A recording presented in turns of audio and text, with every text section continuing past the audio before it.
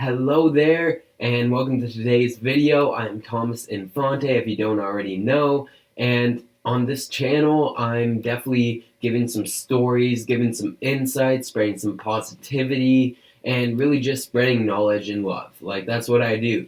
Alright, so today I want to talk about my first breakup. I want to share the story of my first breakup, and I want to tell you what it learned. Maybe for those of you who need some insight with relationships, how you currently are in life. Maybe if you want to just learn something about a relationship, or maybe if you're going through a breakup right now, I'm here for you. I love you very much, and you're definitely not alone because there's people out there that feel broken, and there's people that have healed, and I'm someone that's healed from being broken. So, without any further ado, I'll tell you about my very first breakup. So, my very first breakup that I had with someone was actually this girl was my very first relationship. She was the first girl that I ever had in a relationship with, a romantic one, and a committed romantic relationship, that kind of thing, right? It was my very first of that, and it only actually ended up lasting 3 months, and I was like hella broken for like 4 months. I was broken for longer than it lasted for, but I have figured out how to heal, and I believe it absolutely needed to happen for me to learn some things about relationships. So this girl, I met her. It's gonna sound like, oh yeah, okay. I met her at a party, right? But understand, I don't usually go to parties anymore. This is when I was doing a rickshaw pedal cab job. I had a job in Toronto where I was a pedal cab driver, and if you don't know what that is, it's like I was on the front of a bike, and on the back of the bike there was a carriage, and I would carry people around the city. One of my favorite jobs that I've had so far, to be honest. But anyways, so I'm trying to think, where did I actually meet her? How did that actually come to be? Oh yeah, so I was just doing that thing, and it was late night. It was about 11 p.m. I was getting ready to go home. I was actually walking towards my car, and my buddy hit me up, and he called me. He said, "Hey Thomas, like, do you want to go to a party?" And I'm like, "I don't know, man. I'm really tired. I want to go home." He's like, "Man, I haven't seen you for so long. Just come." I'm like, I haven't gone to a party. I haven't drank in a while, so screw it. I'm gonna go. And then I ended up going, and I actually did some MDMA at the party. Like I say, I used to be really hard into drugs, but at this point, I wasn't anymore. I'd quit everything, but I still do a psychedelic every now and then, which is, to each their own kind of thing. So I was doing that at the party, and I was really talkative and feeling connections with everybody, right? It was really pure, just a psychedelic love drug that I was on, and I just started having this natural ass conversation with this girl. And it just seemed so natural. Everything was flowing naturally, like it felt like I had already known this girl. They say when you meet your soulmate that it feels like you've already known them. And I had that feeling with her. And I was just, talking to her. We were dancing. We played a game of beer pong, and it was absolutely killer and stellar. We went back to my friends. We played Nintendo Switch, and up until the morning came. And yeah, and then I saw her for the next 2, 3 days in Toronto. She lived in Brantford, whatever. So then after a bit, we started to get to know each other, and we found we have so many similarities. We share similar beliefs. It felt like our spiritual paths were meant to be in together at that point. And honestly, they were, because we had to learn something for ourselves. Little did we know that it would only last a season. And a really great teacher of mine, like a spiritual mentor, told me that whenever you have a relationship, you have that relationship for a season, a reason, or a lifetime. I honestly felt like this girl knocked out two of those. She was there for a season, and she was there for a reason. So yeah, things were going good. We felt like soulmates or twin flames. We didn't know much about that jazz, but it felt like there was some stuff that meant to be there. Then I didn't really realize that she was hanging out with kind of the wrong group of friends. Well, I did, because I met her friends a couple times, and well, she smoked a lot of weed, and I was just getting off of weed, so I wouldn't do it, smoke a lot. And also, this is around the first time I did ayahuasca. I was also in the relationship with her, so I was on some higher stuff that like she wasn't really on at the time, at that period in her life. I was 2 years older than her. That's okay. So, I was going through these huge spiritual transformations, but I didn't even realize that I was being slowed down because she was hanging with the wrong friends, smoking weed every day, and there were times where she wouldn't even get back to me, like 2 or 3 days. And I was so in love with her that, even if I would text her back 10 minutes after getting a text, 2 hours after getting a text, she'd text me back 2 or 3 days, right? But I was so in love with her and I wanted to keep this relationship that I just let it be. I was like, okay, whatever. And she would choose her friends over me, which is like, I'm not the kind of guy which is like, you're not allowed to hang out with your friends anymore. But if we had plans, she would forget about those plans, go smoke weed with her friends, and leave me in the dust. And I can't believe that I was just letting myself do that. Again, lessons learned. So one day came in October. It's actually October 1st, right? Beginning of fall, and everything started to fall apart, right? Basically, one day, so we actually bought a hamster together, and I was going to pick it up from her house, right? Because her dad didn't want it there anymore. And I bought her a sunflower because I hadn't seen her for so long, and I went to her house. I texted her many times before this too. I tried to get into call with her. She's like, "Yo, my dad wants you to pick up a hamster." I'm like, "Okay, cool. When can I come?" No response. Call her the next day. No response. And then the next day after that, I'm like, "Fuck it. I'm just gonna go to her house, knock on her door." And she wasn't there. But I grabbed the hamster, and then her sister actually texted her like, "Yo, Thomas is here. Like, come over." So she came over, I saw her, and I don't know, she was probably already high or whatever. No judgment or anything. But then basically, she's like, "Hey, like, I'm so sorry I haven't been getting back to your messages. I feel like an asshole, and we can definitely hang out tomorrow, right?" She's like, "I have plans with my friends right now. I'm gonna go hang with them. We have our October 1st ritual, which is smoking out of a pumpkin bong." And yeah, so I'm gonna go do that, and I'll see you tomorrow. I'm like, "Yeah, maybe we can watch a movie or whatever."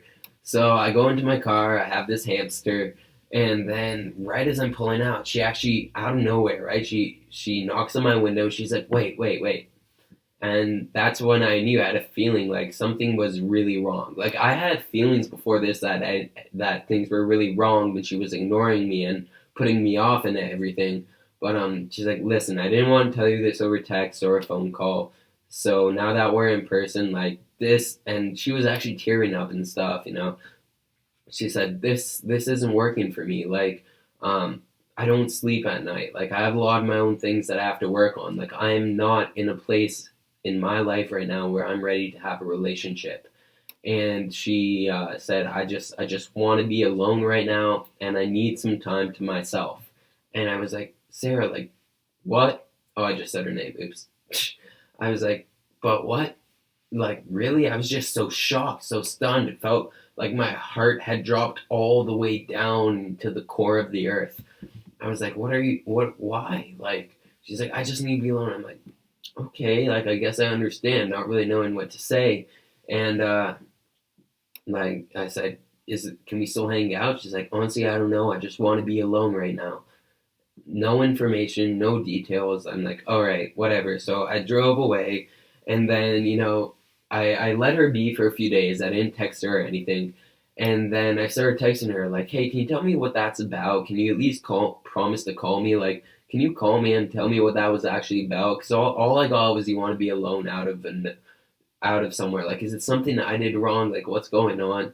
And she wouldn't answer. And then when she would answer my text, she's like, "Hey, like, sorry, I really just need some time to be alone. I can't explain." So there went by literally a month where I would literally go to my coworkers and I would cry to them and tell them about what happened because I was like so sad. I had such an what I thought was an intense connection with this girl. And to be honest, I don't know if that was me in my mind creating a strong connection or if it was actually there. I don't know. I think that, since it was my first relationship, and maybe I might have thought that it was a lot more than it actually was, that I was creating something that it wasn't. But anyway, so month went by. She didn't call me, didn't text me or anything.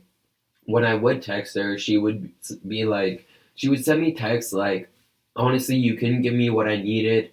I wanted to, I wanted to talk about certain things, and you didn't want to talk about those things, and you might have said that they were wrong, and I know that they might actually be wrong for me, but I want to like talking about things like always having a huge group of friends that aren't really your friends but just want to smoke weed all the time, I would tell her that's bad for her, and she would say how in these texts she told me she didn't want to hear that, and that she's going through some stuff right now. Anyways, so 2 months go by. It's terrible. I'm still hurting, yo, because I just haven't gotten over it. Like, this was 3 months after we got together that she broke with me, and I was still hurting for 3 months after that. I was looking for a house and everything, but like it was like there was something missing on the inside. Little did I know at this time that I was just missing myself. I was missing my inside. I was missing the approval of myself, right? So some time went on, and then I found out that she was seeing someone else. I had asked her if we could hang out. She said, no, I don't think I'll ever love you that way again, but I really like everything you did for me. I just don't think we'll ever be together again. And I was just so sad by those kind of texts that I would get. So, I decided to totally let it go about 3.5 months after. And yeah, slowly but surely, I was trying to rebuild myself. I wanted to go looking for other girls, but I also had a thought in my mind that maybe she would come back, so I should be free. I shouldn't talk to any other girls. But yeah, I've always been someone that's been like, I don't want to force a relationship. I just want it to happen naturally, right? And that's how it happened with her. And yeah, so I wasn't trying to force anything to happen. I was just letting it be. And then yeah, I finally totally let it go. I stopped letting it run my mind. And then I realized that 3.5 months after the breakup, I finally realized that we were hella codependent on each other. We weren't finding peace in ourselves. And I had finally learned this great lesson 3.5 months after the breakup. I had finally internalized the lesson that I need to be at peace with myself. I need to totally love myself before I go out there loving anybody else, right? Before I look for someone to fill what's missing in me, I have to be whole and complete. I can't go out there looking for a relationship for a girl to give me a bunch of attention to fill something to try to fill a void that I don't have in myself, fear of loneliness, needing to have someone else. I have to be whole and complete on my own. That's what I learned. I looked back at everything. I saw how she was mistreating me. I saw how she was actually diminishing the amount of affection I had for myself, because I always felt like I needed her approval and I needed her attention and I needed to be with her, and she had to tell me that I was good enough, or I had to be with her to be happy. Classic mistake, right? Made by so many people, because we make we make it seem like it's a norm in the society that we have to be with someone else, right? You have to be in a relationship. We hear all the time you have to have kids by this age, right? You have to get married. You have to live with someone else. That's the pressure. And then that ends up us looking for validation outside of ourselves, when the only real validation can only come from within you. That's the only place your real validation comes from. Because if you don't have your own approval and you don't have your validation, no one else can give it to you. People can give it to you temporarily, but it's not eternal. The only way that you can actually find eternal love is in yourself. And I had learned that lesson. So I started meditating every day. I started doing yoga every day. I started reading. I started journaling. I started making these YouTube videos. And yeah, and then I realized I'm whole and complete by myself. Before I'm ready to have another relationship, I'm just going to improve as much stuff about myself so that if I am in my next relationship, it's not out of a place of me ending up getting attached to that person. If that person breaks up with me, I won't be hurt because I know that I'm enough. And it'll be really, really casual and not attached, where we don't need to be seeing each other. I could be halfway around the world, gone for 6 months, and I could come back to this person and I could just be really relaxed and chill. That's what I learned from my first breakup. That I can't I can't look for approval or affection outside myself before I find it inside myself. Before I am whole and complete, which we are born whole and complete. We just get it taken away from society a lot of times, right? But when I start refinding that I am whole and complete, then maybe I'll be ready to go out and love someone else. Maybe I'm not meant for it. But if you're watching this and you're at this point and you're going through a breakup, you've gone through a breakup, or you're not in a relationship, it's okay to be in that point. Society puts way too much pressure on how we need to be in relationships, and that's just not right. You see it in the movies. Two people are always so happy, right? But those are just movies, right? And you can even see in the movie how people go through much heartbreak. The same person that causes you so much heartbreak can cause you so much pain, and that's not true love. True love is unconditional and you feel it all the time. It's in the moment. So yeah, I went through my first breakup through my relationship. I was totally broken from it. Then I learned that I need to love myself. And I can't be looking for any love, any approval on the outside from anybody else. I got that all inside me, and I'm so glad. I'm so glad that I actually went through that breakup, because it taught me that there's actually no pressure to have a relationship. And, the love that other people give me can be temporary, it can be unconditional too, but I'm not worthy of unconditional love from anybody else unless I unconditionally love myself. Actually, scratch that. I take that back. You are always worthy of unconditional love, okay? But what I'm saying is that unconditional love first comes from yourself, and you can't you can't be looking for validation in anyone else, because that validation from other people, it comes and it goes and it's temporary. It'll cause you temporary happiness and it'll cause you a lot of suffering, and when it's gone, it's going to be a lot of suffering until you find that love and acceptance inside of yourself. So yeah, I really love helping out. So subscribe if you found this very, very helpful, because I'm doing more things like this, about 2 to 3 videos a week, a different topic, but it's all going to be able to teach you a lesson, inspire you, and send you a lot of loving energy, make you feel good by the end of it. By this point right here, you should be feeling like everything's going to be alright, baby, because everything really is alright. Yeah, and it's funny that last note that I want to say, she actually Instagram DM'd me. I Instagram DM'd her about a week ago because she had this other boyfriend. I didn't really know what was going on, but I saw her that she had an Instagram story, and the Instagram story said, "It's a kind of day where I just need a hug from someone else," right? And so I actually DM'd her, and I said, like, learning all this stuff about being at peace with myself, I DM'd her and I said, I want you to give yourself a hug on the inside, because you are worthy and complete as yourself. And then she actually started DMing me back, and she said, I'm so sorry for what happened in between us. Never meant for that to happen. I was really at a bad place in my life. I never meant to do you any harm.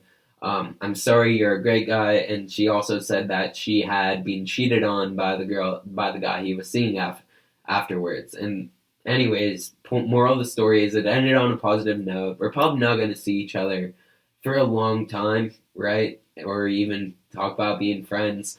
But I just wanted to let you know that it actually ended out on a positive note, that we both learned something about being alone from being a place where we were codependent on needing to see each other all the time.